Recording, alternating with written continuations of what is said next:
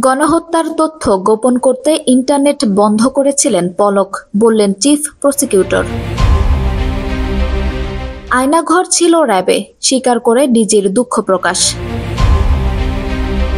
জাহিদ পলক আজমের বিরুদ্ধে ১৫৫ কোটি টাকার দুর্নীতির মামলা। আমদানি নিষিদ্ধ হচ্ছে ই সিগারেট। শেখ হাসিনার বিবৃতিতে সমর্থন নেই মোদী সরকারের। মামলা নিষ্পত্তি হলে দেশে ফিরবেন তারেক রহমান। ভারত পাকিস্তানের কিছু ইস্যুর কারণে সার্ক সক্রিয় হচ্ছে না, বললেন প্রধান উপদেষ্টা। গাজায় বর্বর হত্যাযজ্ঞ চলছেই, নিহত ছাড়ালো ৪৪,৮০০ জন। দর্শক, আমন্ত্রণ আজকের আলোচিত সংবাদে, সাথে রয়েছি আমি আঞ্জুম হক আরবি। আন্তর্জাতিক অপরাধ ট্রাইব্যুনালের চিফ প্রসিকিউটর মোহাম্মদ তাজুল ইসলাম বলেছেন, সাবেক প্রধানমন্ত্রীর সঙ্গে জুনাইদ আহমেদ পলক গণহত্যার সব পরিকল্পনার বিষয়ে জানতেন।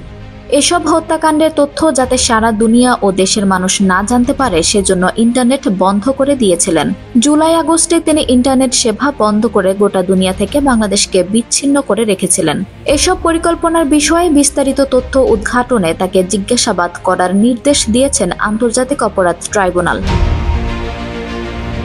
সাবেক প্রধানমন্ত্রী শেখ হাসিনার আমলে র্যাপিড অ্যাকশন ব্যাটালিয়নে গুম, খুন, নির্যাতনের ঘর হিসেবে পরিচিত আয়নাঘর ছিল বলে জানিয়েছেন বাহিনীর মহাপরিচালক অতিরিক্ত আইজিপি একেএম শহীদুর রহমান। এ নিয়ে দুঃখ প্রকাশ করে তিনি বলেন, র্যাবে আয়নাঘর ছিল, এটা ওভাবেই রাখা হয়েছে, কারণ এটা নিয়ে কাজ করছে গুম খুন কমিশন। এ সময় র্যাবের হাতে মারা যাওয়া ব্যক্তিদের পরিবারের কাছে ক্ষমা প্রার্থনা করেন বাহিনীর মহাপরিচালক। ১৫৫ কোটি টাকার অবৈধ সম্পদ অর্জনের অভিযোগে সাবেক স্বাস্থ্যমন্ত্রী জাহিদ মালিক ও তার ছেলে, সাবেক তথ্য প্রযুক্তি প্রতিমন্ত্রী জুনাইদ আহমেদ পলক ও তার স্ত্রী এবং সাবেক বস্ত্র ও পাট প্রতিমন্ত্রী মির্জা আজম ও তার স্ত্রীর বিরুদ্ধে পৃথক ৬টি মামলা দায়ের করেছে দুর্নীতি দমন কমিশন। বৃহস্পতিবার ১২ ডিসেম্বর দুদকের ঢাকা সমন্বিত জেলা কার্যালয়ে এসব মামলা দায়ের করা হয়েছে। দুদক পরিচালক আক্তার হোসেন বিষয়টি নিশ্চিত করেছেন। ই সিগারেট বা ইলেকট্রনিক নিকোটিন ডেলিভারি সিস্টেম সংশ্লিষ্ট সব পণ্যের আমদানি নিষিদ্ধ করেছে সরকার।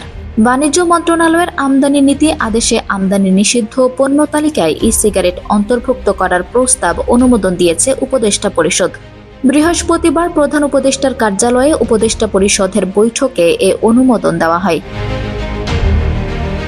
সম্প্রতি বাংলাদেশ সফর করে গেছেন ভারতের পররাষ্ট্র মন্ত্রণালয়ের সচিব বিক্রম মিশ্রি। এই ইস্যুতে তিনি মন্ত্রণালয়ের স্থায়ী কমিটির সদস্যদের কাছে ব্রিফিং করেছেন। সেখানে উপস্থিত ছিলেন কংগ্রেস নেতা শশী থারুরও। বৈঠকে বিক্রম মিশ্রি বলেছেন, বাংলাদেশের অন্তর্বর্তী সরকারের সমালোচনা করে শেখ হাসিনা যে বিবৃতি দিচ্ছেন তা ভারত সমর্থন করে না। এটি দুই দেশের সম্পর্কের একটি ক্ষুদ্র প্রতিবন্ধক। মামলা নিষ্পত্তি হলেই বিএনপির ভারপ্রাপ্ত চেয়ারম্যান তারেক রহমান দেশে ফিরবেন বলে জানিয়েছেন দলটির মহাসচিব মির্জা ফখরুল ইসলাম আলমগীর। তিনি বলেন, আপনারা জানেন ওনার বিরুদ্ধে অনেক মিথ্যা প্রতিহিংসামূলক মামলা রয়েছে, সেগুলো প্রত্যাহার হলে বা আদালতের মাধ্যমে শেষ হলে তিনি ফিরবেন। বৃহস্পতিবার ১২ ডিসেম্বর দুপুর ১২টা ৪৫ লন্ডন থেকে বাংলাদেশ বিমানের একটি ফ্লাইটে হযরত শাহজালাল বিমানবন্দরে সস্ত্রীক অবতরণ করেন মির্জা ফখরুল। এরপর সাংবাদিকদের এসব কথা বলেন তিনি। প্রধান উপদেষ্টা ডক্টর মোহাম্মদ ইউনূস বলেছেন, সার্ক আমার কাছে বিশেষ গুরুত্বপূর্ণ। আমি প্রধান উপদেষ্টা হিসেবে শপথ গ্রহণের পরপর সার্ককে সক্রিয় করার বিষয়ে বলেছি। ভারত পাকিস্তানের মধ্যকার কিছু ইস্যুর কারণে সার্ক সক্রিয় হচ্ছে না। ডক্টর ইউনূস বলেন, আমি মনে করি দুটি দেশের মধ্যকার সমস্যা ধারা অন্য দেশগুলোকে প্রভাবিত করা উচিত নয়। প্রতি বছর দক্ষিণ এশিয়ার নেতারা যদি সাক্ষাৎ করেন, একসঙ্গে দাঁড়িয়ে ছবি তোলেন, তাহলে গোটা বিশ্বের কাছে বার্তা যায় যে আমরা একসঙ্গে আছি। এটা দক্ষিণ এশিয়ার দেশগুলোকে বিশ্বের কাছে ইতিবাচকভাবে উপস্থাপন করবে এবং এগিয়ে যেতে সাহায্য করবে। ফিলিস্তিনের অবরুদ্ধ গাজা ভূখণ্ডে ইসরায়েলের বর্বর হামলায় কমপক্ষে আরও ১৯ ফিলিস্তিনি নিহত হয়েছেন।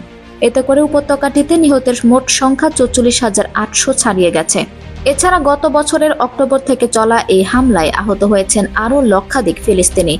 বুধবার ১১ ডিসেম্বর এক প্রতিবেদনে এই তথ্য জানিয়েছে বার্তা সংস্থা আনাদোলু। প্রতিবেদনে বলা হয়েছে, গাজা উপত্যকায় ইসরায়েলের চলমান হামলায় কমপক্ষে আরও ১৯ জন ফিলিস্তিনি নিহত হয়েছেন। এতে করে গত বছরের অক্টোবর থেকে এ পর্যন্ত মোট মৃতের সংখ্যা বেড়ে 44,805 জনে পৌঁছেছে বলে বুধবার অবরুদ্ধ এই ভূখণ্ডের স্বাস্থ্য মন্ত্রণালয় জানিয়েছে।